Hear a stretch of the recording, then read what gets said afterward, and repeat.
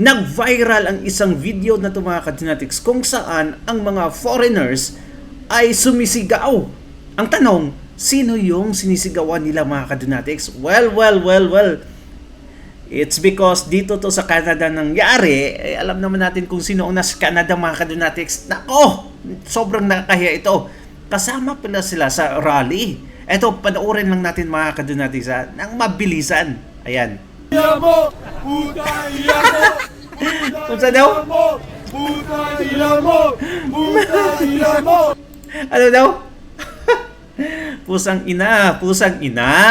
Okay, pusang ina, pusang ina. Puta ilamo! Puta ilamo!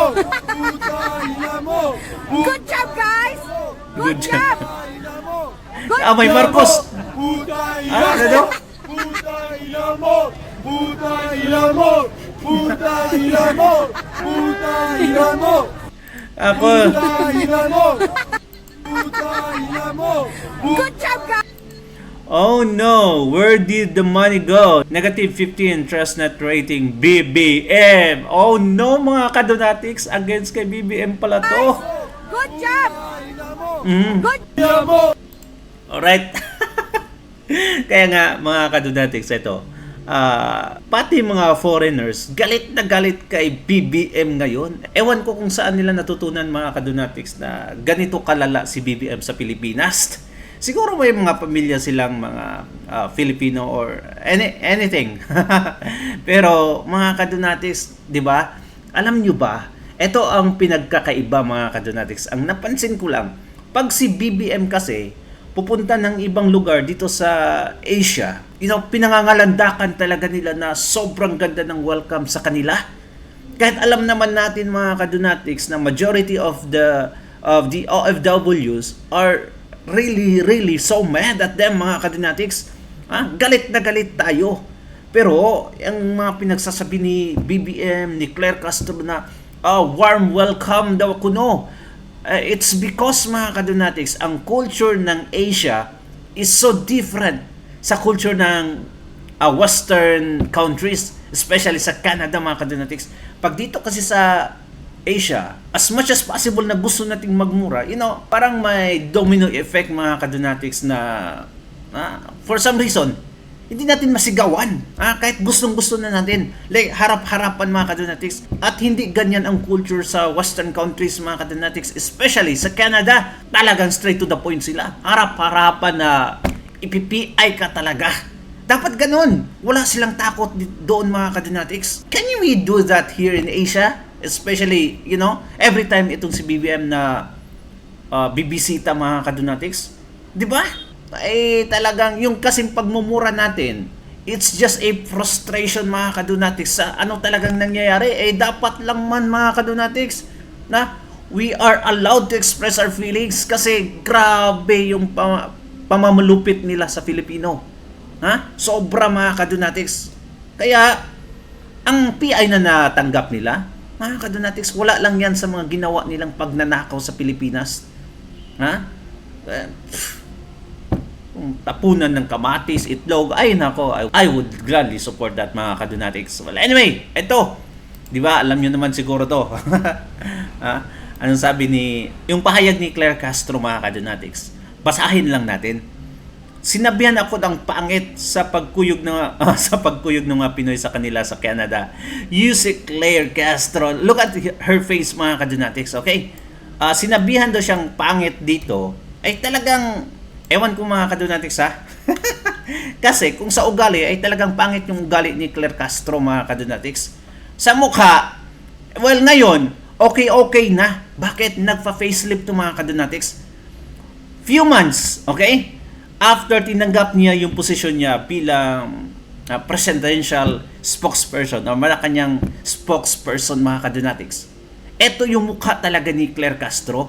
Nagpa-facelift lang siya ngayon kaya ganito yung mukha niya. Tapos kung mag-vlog siya mga ka-Donatics, sobra yung filter niya. Like grabe kung may scale yung filter mga ka-Donatics to the highest level yung filter ni Claire Castro pag mag live streaming sa kanyang YouTube channel.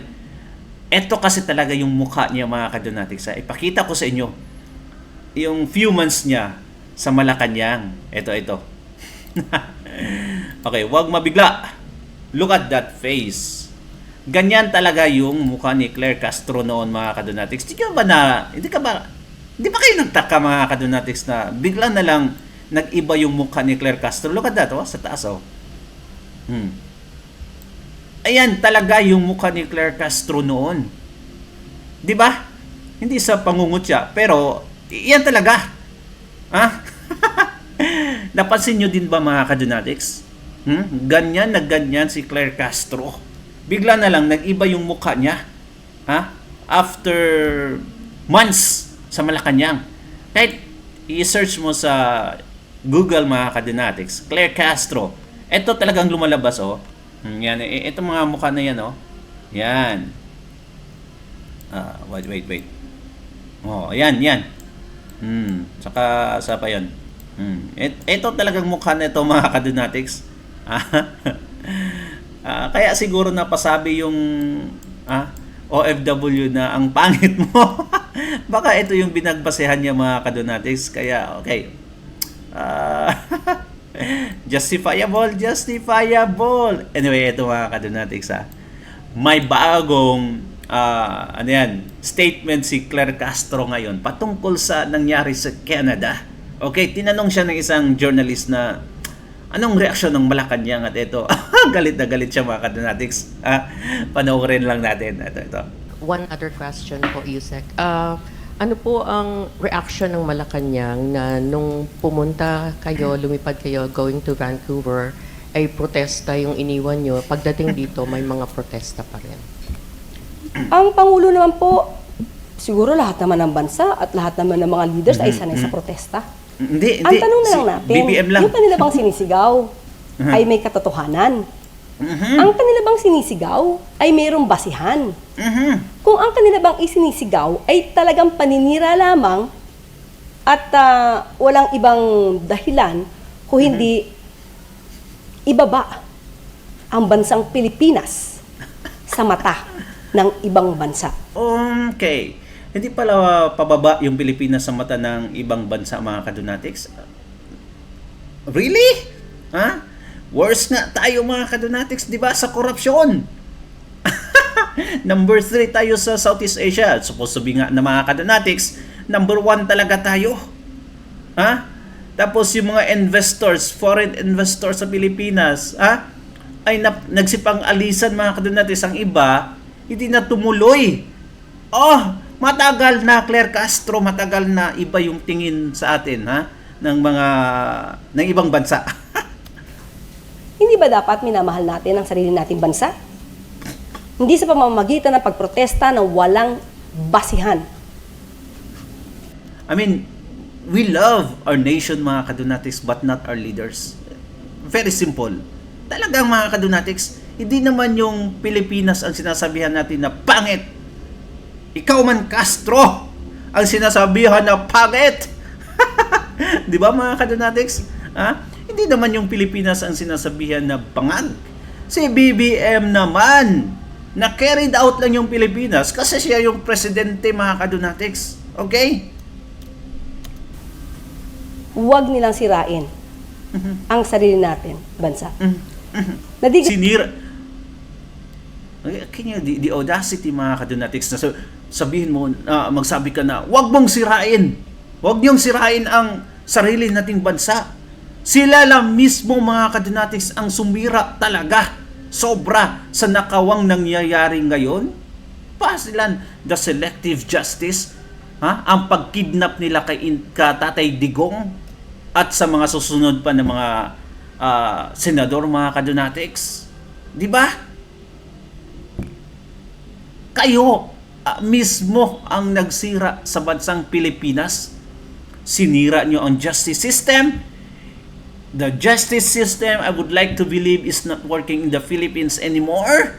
Okay? Kasi kung okay pa, mga kadonatics, still working, hindi nila ipapakidnap si Tatay Digong, hindi ipapakidnap itong si Senator Bato de la Rosa at si Bongo nga, may rumors na, mga kadonatics, na may warrant of arrest. At yung selective justice nila, Hindi mangyayari yun kung okay pa tayo. Kaya, Dati Huwag kung ano kami sinisigaw nila kahapon. Kung meron po silang ebidensya, lahat ng sumisigaw dyan, lahat na nagpo-protesta, kung lahat kayo po ay may ebidensya, mhm, kayo po ay malayang pumunta sa ombudsman, sa DOJ, magsampa na kayo ng kaso. Kaya sa ating palagay, although may freedom of expression, mhm. lahat ng kanilang sinasabi sa ngayon ay walang basihan, kundi puro ingay lamang. Wow. Wow. Wow. Wow. Wow. Ebidensya daw mga kadinatics. Di ba? Ebidensya ni Zaldico. Ebidensya ni Bonoan. Ebidensya ng 18 na Marines at plus 14 pa. Ebidensya ni Gotesa. Anong ginawa ng ombudsman? Anong ginawa? Anong ginawa ng NBI? Pinasinungalingan lahat ng ebidensya na talagang with witnesses pa mga kadinatics. Makapagsabi na ebidensya ay nako, ombudsman pa talaga. Ay, di ba, mga kadinatics? Ganyan katindi. No? Mapapamura ka talaga. Kahit ganito yung mga pinagsasabi ni Claire Castro mga kadinatics, mapapamura ka talaga.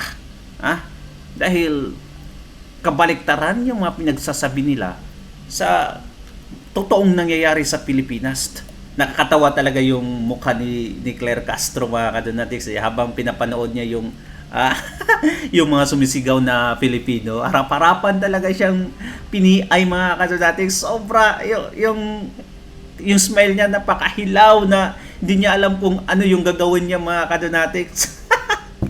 Nakita ko like what the, tapos kung behind the podium mga kadinatics, kung makapagsalita parang attack dog talaga siya, no? Isang pitbull ba na napaka tapang.